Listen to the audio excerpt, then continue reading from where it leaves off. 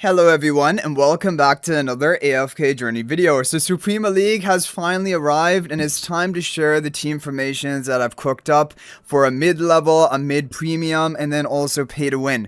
Now first important PSA about this mode is I've included two alternative of the same sets of 5 teams, two alternative map positionings of the teams in order so that you will not be countered. Because if I only post one set of 5 teams, for example, on specific maps, people are going to look at that and be like, okay, what team can I use to counter each and every one of these 5 teams? And you're going to be set up for a disadvantage. So in order to prevent the countering, I've included two alternative formations. The teams are exactly the same, but they're arranged on different maps. Right? So that the idea behind this is that it won't be possible for an enemy to counter you because they don't know which one you're choosing. So pick randomly between the two different versions. If you're picking the mid team, if you're picking the mid premium team, or if you're picking the pay to win team, just pick randomly between the two different formations, and then the opponent will not know what to expect, basically. Okay, so leading it off with the mid level of teams, we have what is probably the strongest version of Freerin,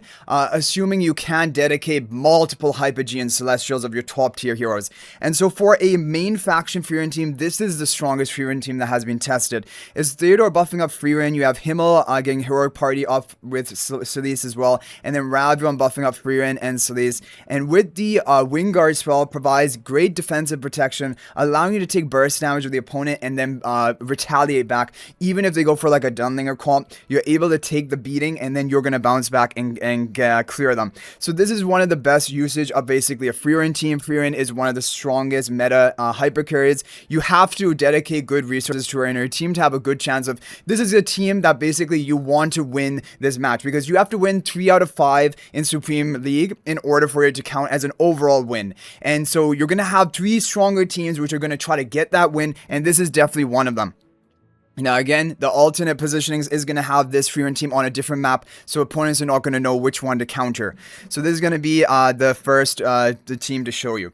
Now team 2 is going to be a Gwyneth team. Gwyneth Lightbearer team comp makes a lot of sense. Hugin buffing up Gwyneth. You need to have Callan here. This protection is essential to provide additional survivability for Gwyneth. And Alicent is a great ally to pair up with Gwyneth. If you have Alicent, even at Supreme Plus, you can run Alicent. Basically, it does 2 things for Gwyneth. It gives her another life. It also gives her bonus penetration and allows her to target the backline enemy. We have Siren to block the artifact, and then we have the Lightbearer Phantomal going to further attack buff up the Gwyneth, which is great. And we're actually running with Enlightening Spell because I don't actually like a lot of the artifacts we have available right now, and getting an unaffected onto your Gwyneth, that can be game changing, especially if the enemy is running crowd control, and it also gives some attack speed. It is a really good suited artifact for Gwyneth. So this is what we have for this level. Now, if you, for example, don't have Alicent, but you have a hero like Ulna, and you want to use it, Ulna is going to be great here. Ulna protecting Gwyneth is a great option. You would have to like modify the positioning a bit so that Ulna can escape, because otherwise she's blocked in, but basically that is a fine option. Another really good consideration is actually using even Velka. Now, I don't know if you guys have any Paragon into Velka, but Velka here is going to give attack speed buff to Gwyneth, which further amplifies her normal attack damage. So this can be a viable option as well if you don't even have Alicent or Ulna or anything like that. But Alicent definitely is Supreme Plus. This is going to be a great comp. Okay, moving on to team number 3, we have the Bonnie Doc team with Igor. Now, you should be running Igor even if he's Supreme Plus. You should still be running him. The stall factor is really important. We have Citrana, Bonnie. These are the heroes you probably have been Paragon upgrading for a while. And then we have Damon as well.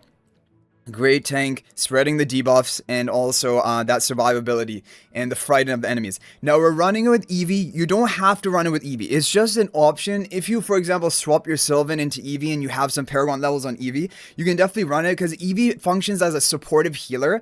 That's her major role, and also an attack buffer. And then also she can magic defense shred the enemies, and all the damage here is magic defense. However, if you don't want to use Eevee, you don't have Eevee built, totally fine. You can run a hero like Damien. Damien's going to be a fine option.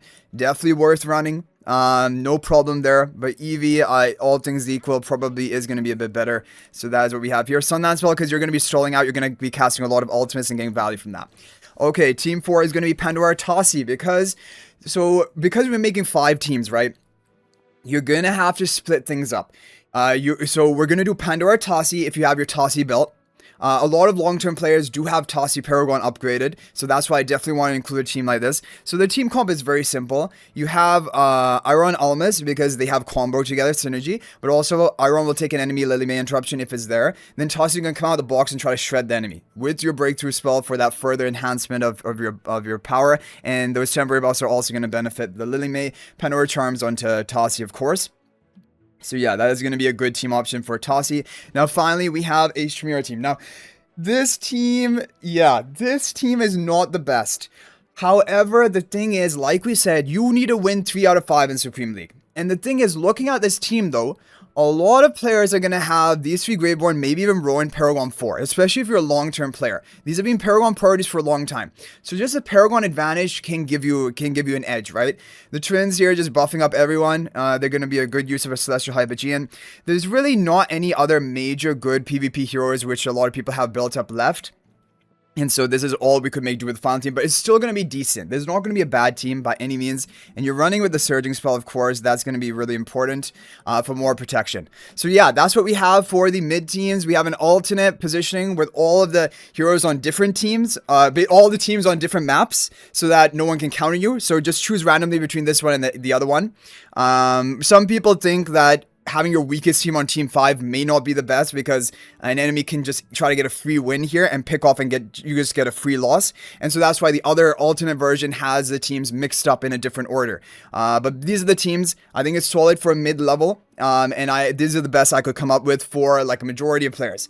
Now we're going to move on to the mid-premium teams. Okay, guys, now we have the mid-premium teams. So these teams are going to be using Alna, Gunner. These are some PvP Celestial Hypogeans.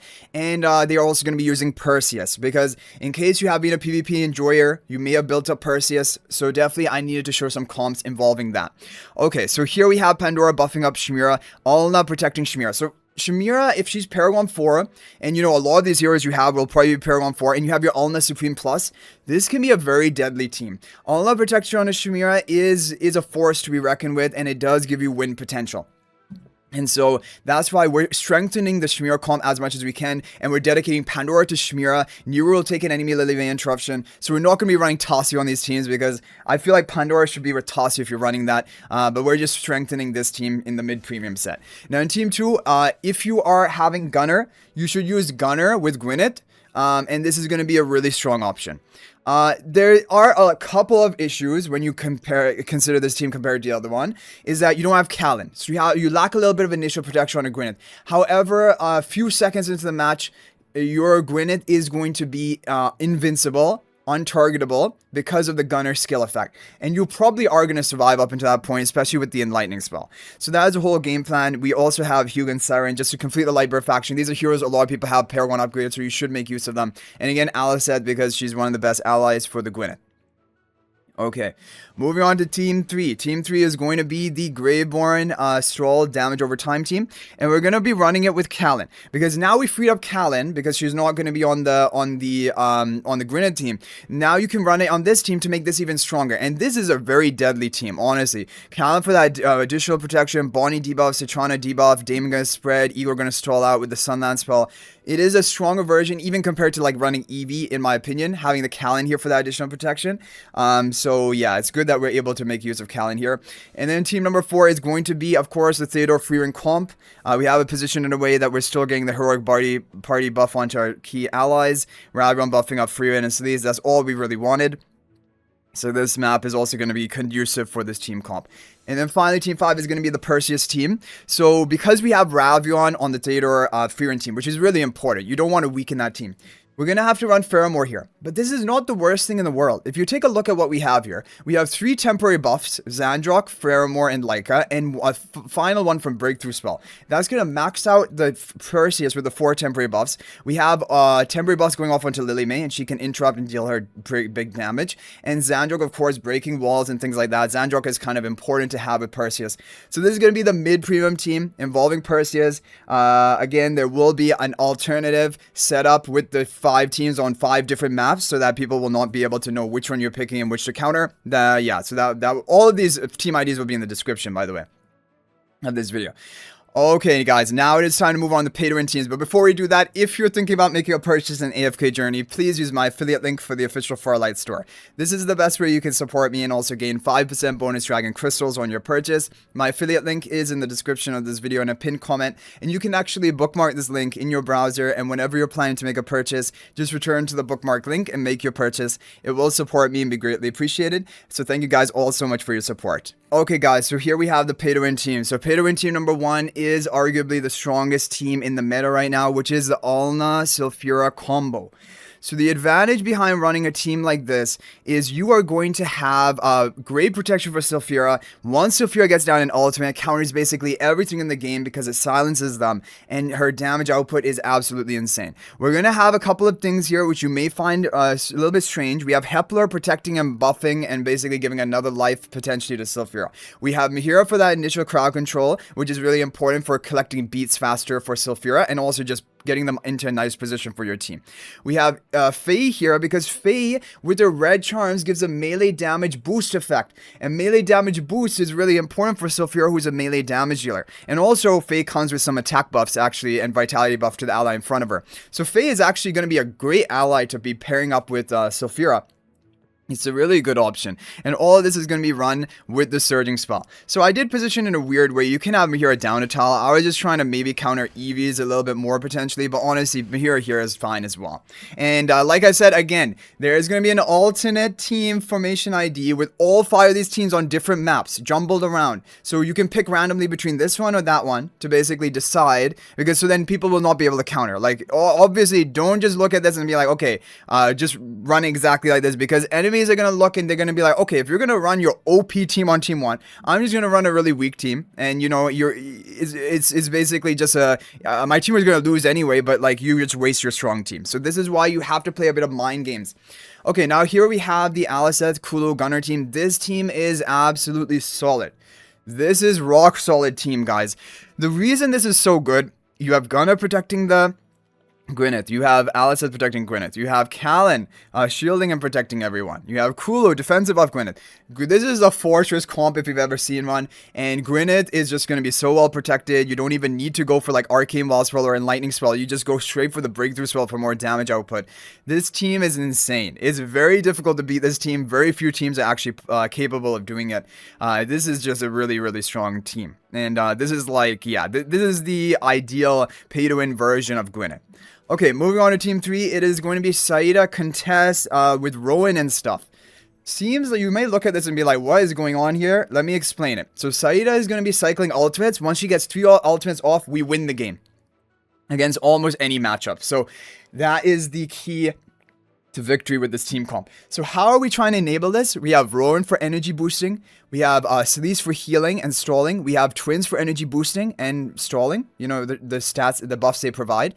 And then we have the Contest, who's going to try to basically punish the enemies, eventually silencing them and making your side to have a free path to victory. That is a whole game plan behind this team. In fact, Rowan gives us a Celise and energy potion, usually the first, and she just instantly, like early on in the fight, just blows up your team with healing and increases the maximum health. So that is a whole game plan behind this team. It's a very effective team. We're running it with the Swift Heal spell, just for more vitality and some of those healing procs. And honestly, Saida is a good win condition. She isn't the strongest hyper carry. However, if she can get off 3 ultimates, she can almost beat anyone. And so you just need to hope that you can get them off. Okay, so moving on to Team 4. Team 4 is, now you may look at this and be like, Puzzle, have you lost your mind? The thing is, guys, let's talk about this. If you want to make 5 good teams in Supreme League, you have to pull stunts like this. If I were to give my Theodore Freeman, you know, Himmel, like, you know, that Theodore Freeman combo, which is really strong, Theodore Rallian and Freeman, you would make this team arguably stronger compared to this grade 1 version. However, it would heavily reduce the effectiveness of my Team 5. And so in order to make a trade-off, to have 2 decent teams rather than 1 good team and 1 below average team, that's why we're going for grade 1. And this team is not that bad. This team is not as bad as it may look. We have Damon buffing up Freeman. We have Himmel getting Heroic Party buff because you have the 3 different classes here. Nero going to give it another life to Freeman. We have the Wingguard spell for that additional protection. And Ludovic here just for some healing. This is not the ideal map for this team comp, but I have an alternate setup like that you guys can do. But either way, this is still gonna work because the idea here is that your Freewind is gonna be very tanky and your Damien is gonna be very tanky because of the defensive magic. You have another life for the Freewind in case you need it to get off another ultimate. And either way, Freewind nuking is Freewind nuking. Freewind nuking wins you the fight. You're just gonna have to wait a little bit longer compared to Theodore because Theodore boosts your energy. But I have tested into the matchup of Theodore Freewind comp, the Theodore Wilder comp, the ultimate what is considered best Wilder Freewind, and this one will beat that. The reason for that is this team is so tanky that like even after the first ultimate of the enemy Freewind, you don't die and your Freewind doesn't die. So yeah, it's really insanely tanky, this team. Okay, moving on to Team 5. Team 5 is going to be Marcel. Marcel is back again, and Mr. Bunnyman Lorson is here as well. Now, Lorson, you don't have to run. You can run literally any other Wilder. You can even run Lily May. Like, there's no problem running Lily May. She'll be fine. But I just thought, like, you know, Lorson, for me, has more value because he's going to amplify the bursting potential of your Marcel by, you know, Stormbound chaining the enemies. So what we have is here, I found from Marcel, it's really paramount that you are protecting her with a Dunlinger. Otherwise, the enemy with any ultimate-based comp is just going to nuke you way too fast because Marcel herself, as a hyper carry, she lacks survival. She's like Gwyneth. She's very similar to Gwyneth. And the thing is, we don't have enough leftover options to basically provide survivability, so it just has to be Dunlinger, which is decent enough, and then Ravion. It's decent enough. So Theodore going to energy boost Freewind. She's going to get an ultimate off quickly. If the enemy doesn't run Dunlinger, if they don't run Lily May, Marcel is going to begin shredding them. Absolutely shredding them. And we're running it with this new pay-to-win artifact Arcwork spell. The reason for that is because this is like, there's just not enough good options left over. I'm not going to run Sunland spell with a Dunlinger comp. That's like counterproductive. And Arcwork spell, it does provide some defense shred and, you know, haste reduction and decent stat line. 14% attack is nice. So this is my final team, guys. This is the pay to win team 5. But again, like I said, for all the teams that we showcase in this video, there is going to be an alternate formation ID that you will pick randomly between this original one and the alternate one, because then the enemy will not know what to expect, right? Which map, which team you're fielding. And that's really important because if, for example, a lot of people look at my teams and they perfectly craft their teams to counter each and every one of my maps, they're going to have a big advantage against you. And that's why you have to pick randomly between the original formation and the swap formation. I'll have it for all 3 teams that we showcase. Just pick randomly between the 2, then the opponent doesn't know what to expect, and if they try to counter one, they're actually going to lose hard to the other one. So like, this is really important, and I'll have to do this, unfortunately, for all my Supreme League videos, but this is a pretty good workaround. It's the best we can do. So yeah, guys, hopefully this video is helpful, at least even if you can't copy the teams directly. We did talk about a lot of swaps, a lot of replacements. We had the mid-premium teams as well. Hopefully you guys are understanding the cores of the team comp and then what heroes you can sub out depending on the options you have. And I do think we did hit a lot of the big points, the big heroes, the big core comps which are effective in PvP and which have been Paragon upgrade priorities for a long time. And that's really important because otherwise, if it's a recent hero, is going to lack a bit. I do realize that even the mid teams are using Gwyneth and they're using Freewind. But the reason for that is both Gwyneth and Freewind are top tier meta PvP heroes. If you don't have them, you are going to suffer. And even if you have them at Paragon 2, they will be outperforming Paragon 4, older hyper carry damage dealers. So that is why you still need to run them even if they're Paragon 2, refinement level 2, right? So anyway, guys, thank you all so much for watching. If there are any other team formations you would like to share of your own, you can feel free to share them in the comment section. You can copy and paste your formation ID. That is always interesting to see. And good luck in the Supreme League. And if you're not participating but you're betting, then good luck in the betting as well. Hopefully you are going to be able to get all of your bets correct and pick out all of the stellar crystals at least from that shop.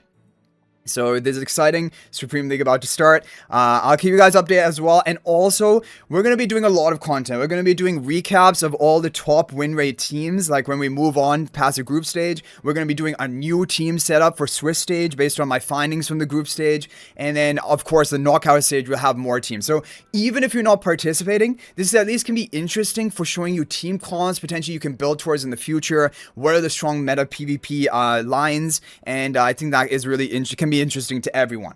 So thank you guys all so much for watching, and if you're thinking about making a purchase in AFK Journey, please use my affiliate link for the official Farlight Store. This is the best way you can support me and also gain 5% bonus dragon crystals on your purchase. My affiliate link is in the description of this video in a pinned comment, and you can actually bookmark this link in your browser, and whenever you're planning to make a purchase, just return to the bookmark link and make your purchase. It will support me and be greatly appreciated. So thanks for watching. I'll hopefully see you in the next video, and until then, everyone, peace out for now.